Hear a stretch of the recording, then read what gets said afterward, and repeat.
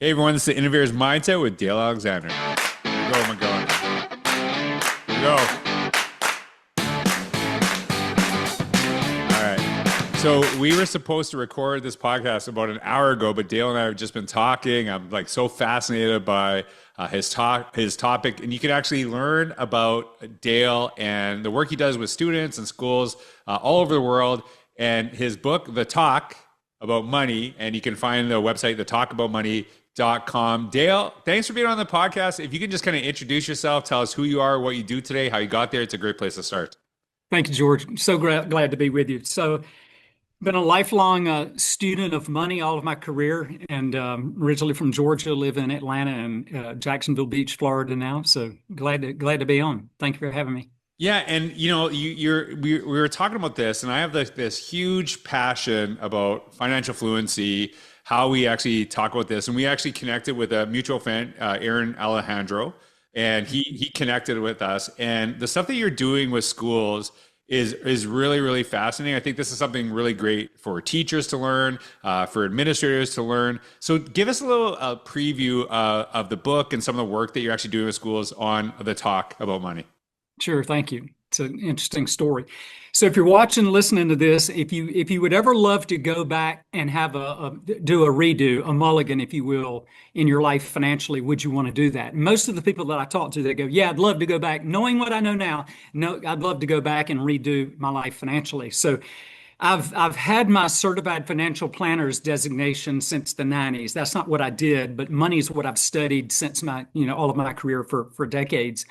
And I was talking to my kids. I'm always talking to them about money. And one night, my middle son said, "Dad, you need to tell all of our friends this principle that you taught to us about, this story about money." And so several years ago, I got all their friends together, actually in this room, about 50 kids, Pete's all over the place. And I tell this story, and it kind of locally goes viral.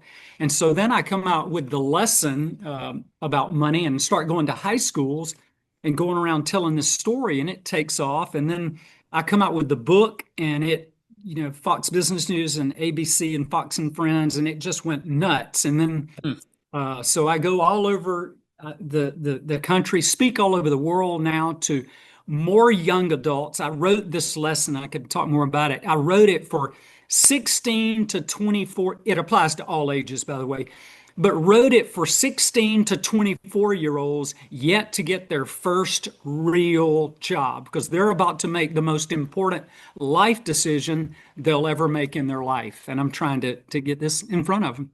Yeah, and when we were talking about this before, I think it's really important. I grew up, in a small town in Canada, and topics about money were never actually a conversation I ever had with my parents. And I distinctly remember something that got me into huge trouble, and it wasn't because I was doing anything that I thought was bad. I just didn't understand. My very first day in university, somebody said, "Hey, do you want a credit card?" I'm like, "Yeah, I want a credit card." And so they give you this credit card, you sign up, there's like a $500 limit, and I probably spent like 150, $200 on this, right? So I get my first thing in my first bill in the mail, and it's like, you can pay this, or you can pay like $18, a minimum payment. And I'm thinking, nah, I'll just wait. Like, I'm gonna wait till I have it all. And then the next, it's like, hey, like, you got to pay $18 minimum. I'm like, nah, just wait till I have it all. And then there's like collection agencies and stuff, just because I thought, why wouldn't you just want all of the money, right? And then that mistake, 3-4 months into my first year university, totally ruined my credit for like 7 years. I had issues with like getting any loans, mortgages, all this other stuff. And it wasn't because my parents didn't want to talk to me about this stuff. I just didn't think they knew. Like, I don't think that, like, you think of like E-Trade and SoFi and all these things that exist now. I don't even know how they would have invested in stocks, growing up in the early 80s. So this is something that I talk about with my own children way before they understand what I'm talking about. Because I'm like, I'm going to expose you to this so you don't make the same issues. So when you're talking to students, like, where do you kind of emphasize to like get them to start on what they're actually doing? Well, let me come back to your point. Sure.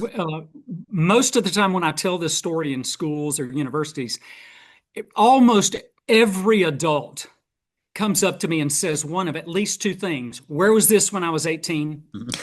And our parents, everyone, and our parents never talked to us about money.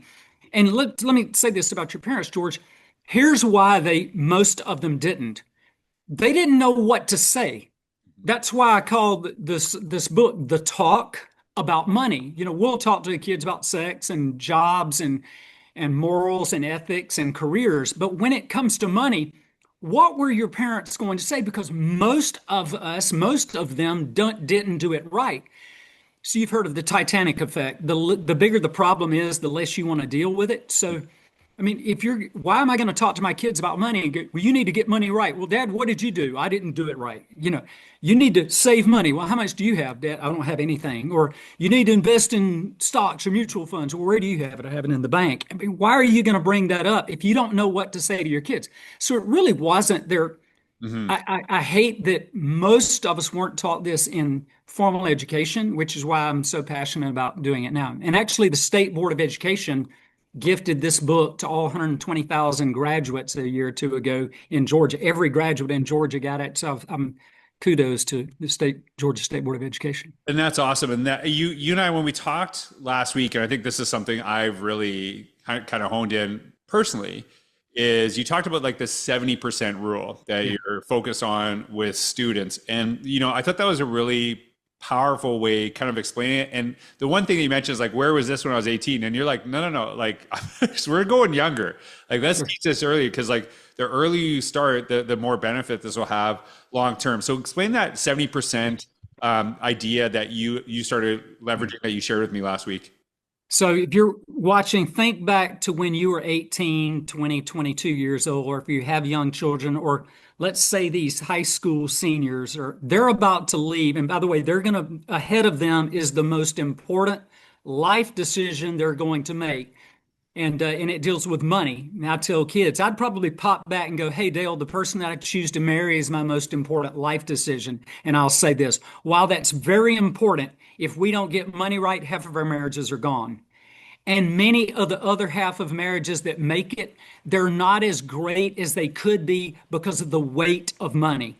So here's the most important life decision a young adult will make in their life. And here it goes.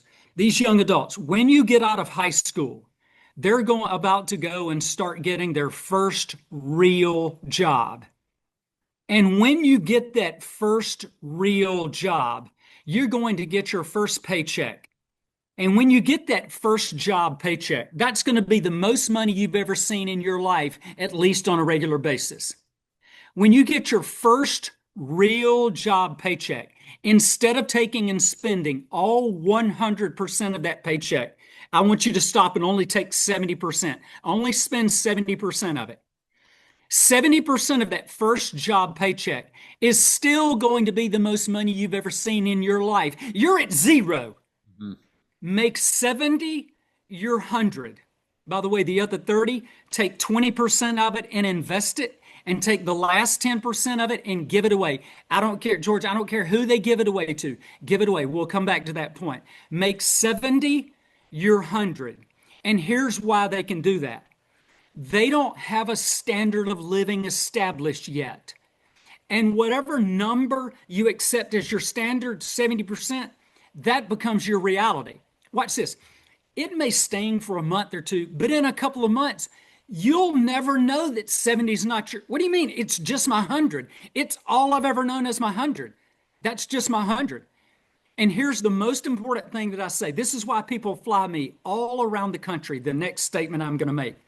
They have one shot to make this happen.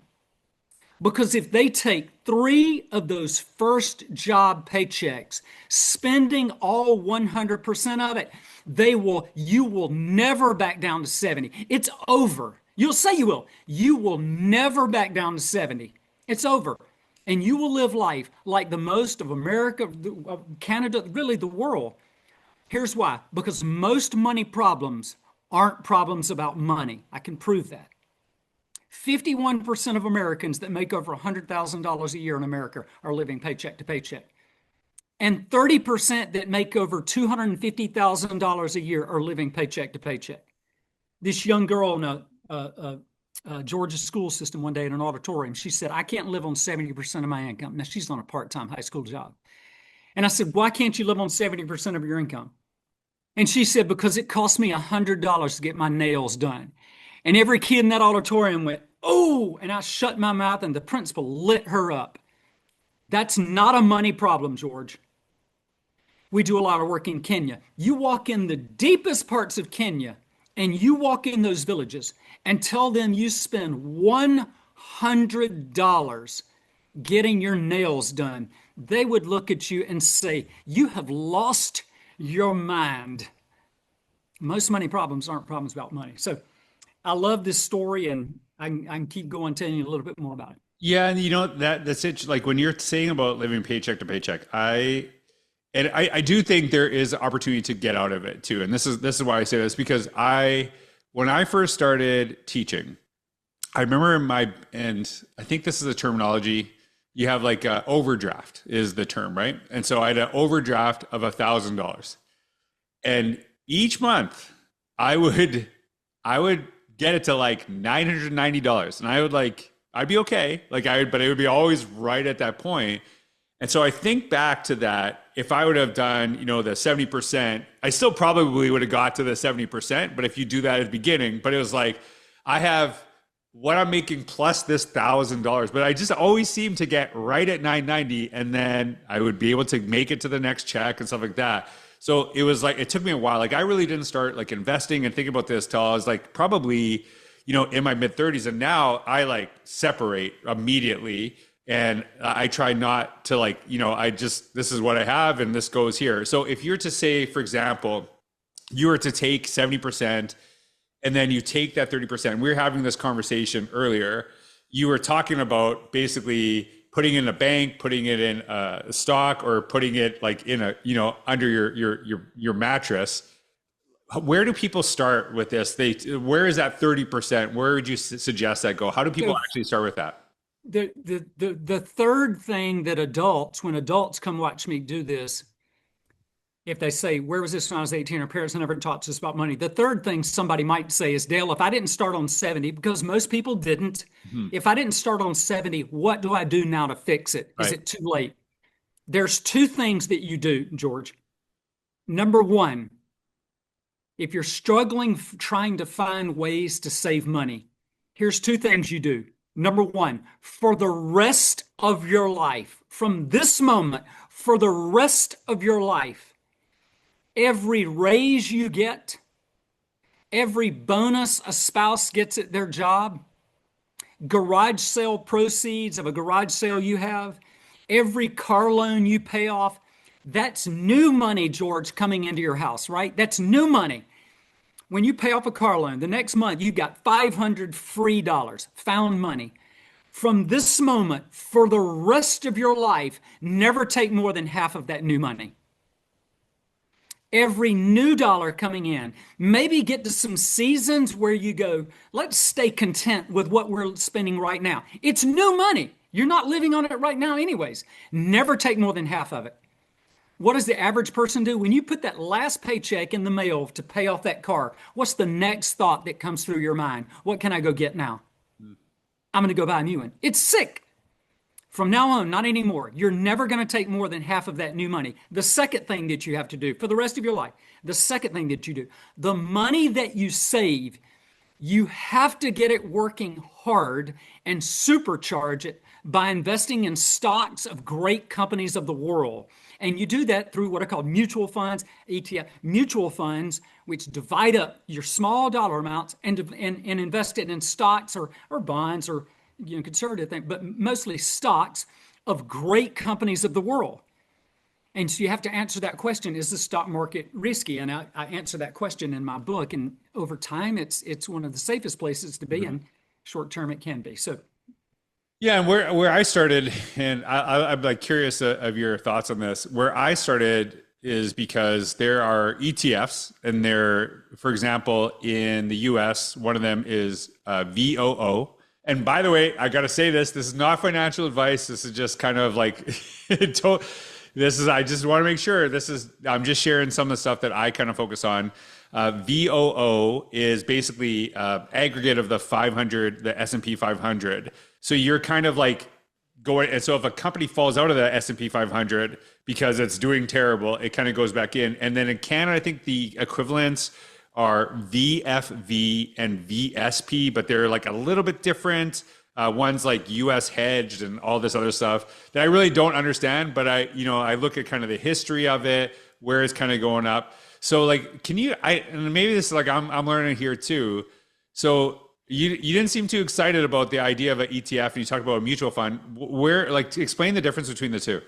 So it's just not important. And I don't want to confuse people. I say in my book, getting money right is not hard. There's just a lot trying to make it impossible. And let me just say this. One of my great friends, we were having breakfast. He's one of the great financial planners in the world. And he said, Dale, investments don't make people wealthy. Living on less than you make makes you wealthy. The third highest occupation for millionaires, at least in the United States, is an educator behind engineers and accountants. And you would never know the average millionaire. They're normal people that make normal money. They just spend abnormally less of it than everybody else. But what a mutual fund allows people to do is to take, you're investing, you're saving your money like billionaires invest. You could take $100 a month and go to a mutual fund. Imagine a metaphorical bucket. And you send money to, let's say it's a mutual fund invests in large growth technology companies like Tesla, Google, Facebook, Amazon. But you don't know what to get. So you can take small dollar amounts and put it in a mutual fund, and the money goes into the mutual fund. And these investment managers take all these millions of dollars that come in, and they're buying and selling the stocks of great companies of the world, companies that are going to do well. They're buying their stocks. If they're falling out of favor, they sell those stocks. But you can take your $20, $10, $100, $1,000, whatever you take, send it to a mutual fund managed by investment professionals, and they diversify your dollars over hundreds, probably, of different stocks or bonds or whatever type mutual fund you invest in. Whether it's a mutual fund or ETF, it's just not important. I just tell people, get a mutual fund or an ETF. There's some slight differences in both of them. It's not big enough to worry about, but just start with a mutual fund. Just research that. But you can take small dollar amounts managed by investment professionals and let them look at this stuff all day. That's what they do. And take your money and divide it over hundreds of different companies. And all this stuff, you can find out about it on my website. It's not hard. Don't let this stuff be hard. That's why people get intimidated and many times don't start saving, because they think it's hard. It's not hard. There's just a lot trying to make it impossible. Don't make it hard.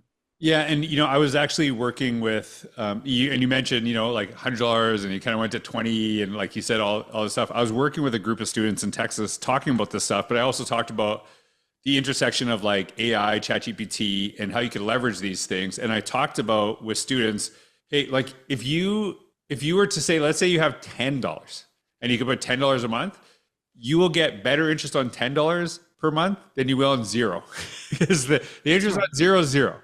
And so even starting there, and I actually had them kind of go on ChatGPT, kind of work through that and kind of give some suggestions. And that's something that, I've been talking about with educators, is that it's not just like going Google. Like you can actually say, here's what I do, here's where I'd like to retire. What does that look like? How do I get to that space?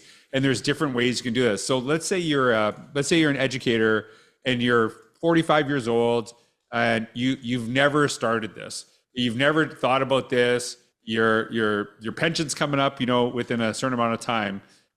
Could they start doing this? Like what would you suggest, in this, the last third of your career?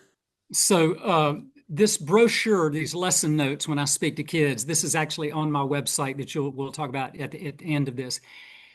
To answer your question, I've got an example on this lesson notes or in my book, and I use 3 different people that go start work at the same place. And just use it, extrapolate it for your age and length of time. But I use 3 kids that go work at the same place. And let's say, because I ask kids, when should you start investing? And they all go, probably now. I go, yeah, and here's why. You've got time on your side. If you're a 45-year-old watching this, you're probably going to live 45 more years. I'm 61. I'm probably statistically going to live 30 more years. If you're 40, 50 years, you're probably just study what AI is going to do to health and what the advancements in health, what's going to happen. You've got a career and a half left just to live. So when let's go back to these three people, and let's say three people want to save $2,000 a year at wherever they work. Forget the number, 2,000. Let's just make it the same for all three. The first one does this for 8 years and then never puts another dime in. Maybe they go to Africa with us and fall in love with the mission field and say, I'm going to stay over here. I can't put any more money in. I call that pay now, play later. So they save for 8 years, never put another dime in. The second one plays now, pays later. They play for those 8 years. And in the ninth year, they start saving that $2,000 to have the same amount that the first one did for 8 years and never put another dime in. You have to start saving in the ninth year and save for the next 35 years to equal what the first one did in only 8. And here's why. They put so much money in their account that the growth started growing and made the $2,000 that the second one was manually having to pay. They primed the pump. They put so much money in there early on. You know, a teacher watching this, you could take $100 and start putting it in an S&P 500 index fund, and in 20 or 30 years probably have close to $700,000-800,000. But if you wait 10 years, that's probably going to cost you $300,000. Just start wherever you are. Just start. Here's the rule. Spend less than you make for a long time. Thank you all for having me. Appreciate it. That's all. I have a one-page book. Spend less than you make for a long time. That's the key to financial wealth. Yeah, you're going to live probably a lot of years rest of your life. You know, it's even funny because I actually already my oldest is 8 years old, and she gets an allowance, and I actually say, like, you're taking some of this allowance and we're investing it.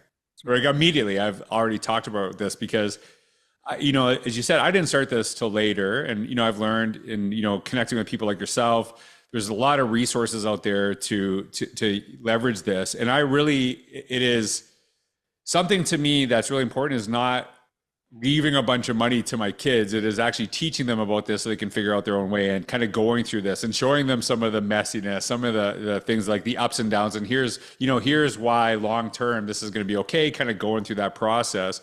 So, you know, you've given some great advice. Your site to talk about money. If people want to kind of start with your work, like, where can they connect with you? Where should they start? How would they get about getting to know you a little bit more?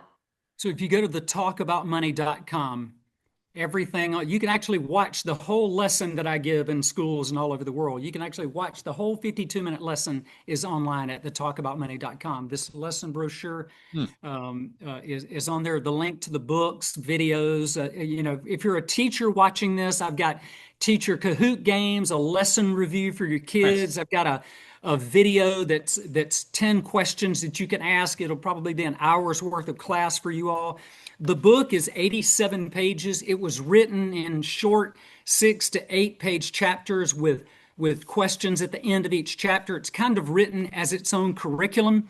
And by the way, in this lesson, I show a $36,000 starting salary out of high school, college, or the military. Every kid in my auditoriums can achieve that.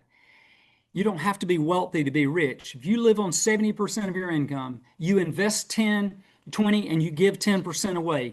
At retirement age, you will have given away $437,000 given away and have 5.2 million on a $36,000 salary that does not care what kind of family you came from. It's a principle, and principles don't care. I haven't said a thing about education requirements. It doesn't care what race, faith, or country you're from. Money doesn't care. So if you're watching this, anybody can be one of the wealthiest, most generous people in the world. It's not hard. It's just a lot trying to make it impossible. Well, I appreciate the conversation we had today. And, you know, just kind of listen to you. One of the things that I've really taken away from it is that wherever you are, make sure to start if you haven't already. But I also think that, you know, as adults, the more we can learn about this, the more we can pass on to our kids, to our students, because, you know, the earlier you start, the better. So Dale, thanks for taking your time on the podcast. I hope you connect. You'll see the site, the talkaboutmoney.com down below. You can find all of Dale's resources. Dale, I can't wait to talk to you more. Thank you, buddy. All right. Thanks for Have having a wonderful day. Thanks for being here. Take care. me.